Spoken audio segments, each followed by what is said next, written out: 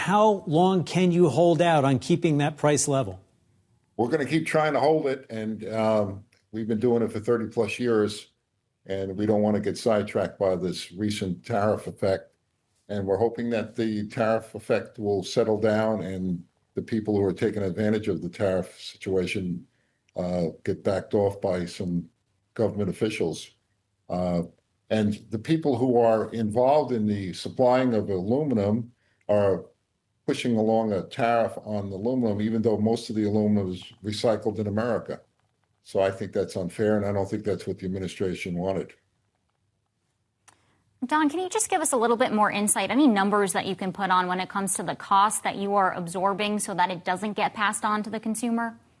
Well, you know, the Midwest Premium, which is the was put in place in the 80s to cover the cost of freight from the coast into the middle of the country, used to be a nickel to 8 cents a pound. Now it's close to 70 cents a pound.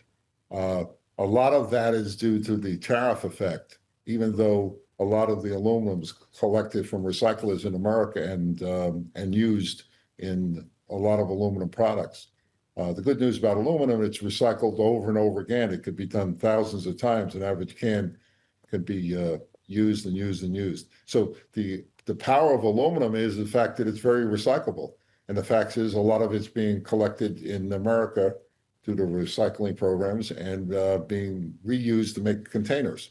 But the effect of the tariff shouldn't be applied to the recycled metal that's collected in America, but in fact it is. So there's manipulation happening, and hopefully that could be resolved.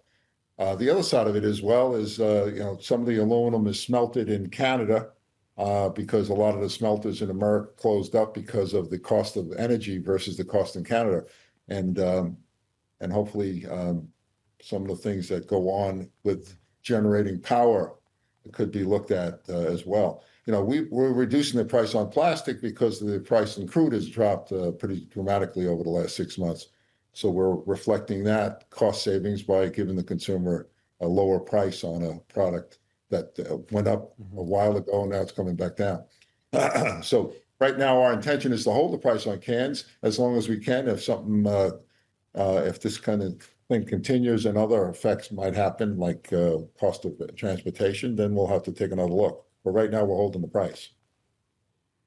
Don, we've seen a number of other CEOs and business leaders visit the White House, lining up outside to talk to President Donald Trump and his aides about tariffs and trade policy. Have you had any engagement with the administration? And of course, keep in mind that President Donald Trump is known to be fond of soft drinks himself.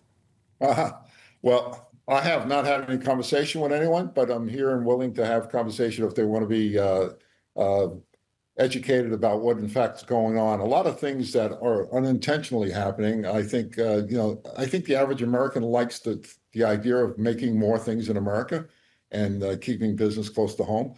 But some things just can't happen here in America. Like, we're in the coffee business.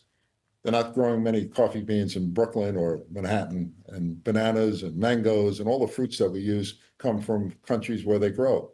To put a tariff on those kind of things that can never be made here is kind of foolish because it ends up affecting the consumer, and the consumer is going to have to pick up the tab.